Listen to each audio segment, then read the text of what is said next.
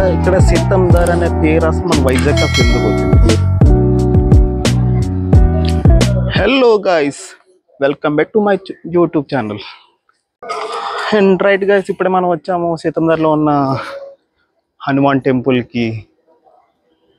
ఇది 108 feet statue.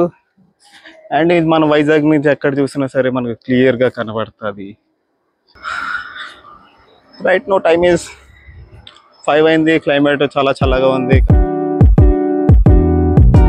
ఇప్పుడు మనం పైకి వచ్చేస్తే ఇక్కడ మనకి the beautiful logs and towers and beautiful Visakhapatnam. And అటు చూస్తే మనకి ఆర్కే బీచ్ అండ్ మొత్తం, అండ్ ఇటు చూస్తే కైలాసగిరి హిల్స్. అండ్ మనకి బ్యాక్ సైడ్ చూస్తుంటే ఇది మేబీ సింహాచలం కొండ ఏదో వస్తుంది. ఇప్పుడు మనం చూసుకుంటే స్టాచ్యూ కింద ఉన్నాం. కానీ అసలు ఇక్కడ సీతందార్ అనే పేరు అసలు మన వైజాగ్ అసలు ఎందుకు వచ్చింది? కొంతమంది ఇక్కడ జనాలు ఏమంటున్నారంటే అసలు సీతం వారు ఇక్కడ ఒకప్పుడు ఉండేవారని.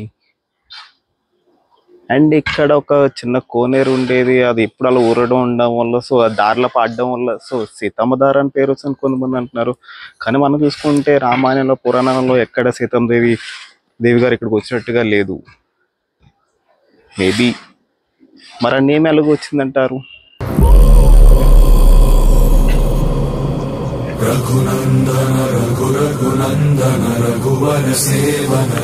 అండ్ గైస్, నాకు తెలిసిన వరకు అయితే కనుక ఇక్కడ పంతులు వీళ్ళందరూ చెప్పింది చెప్పారు.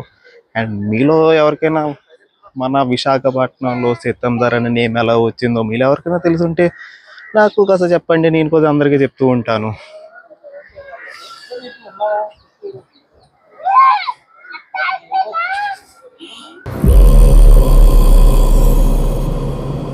రఘునందన రఘునందన రఘువర సేవన రఘుపతి ఛాయ.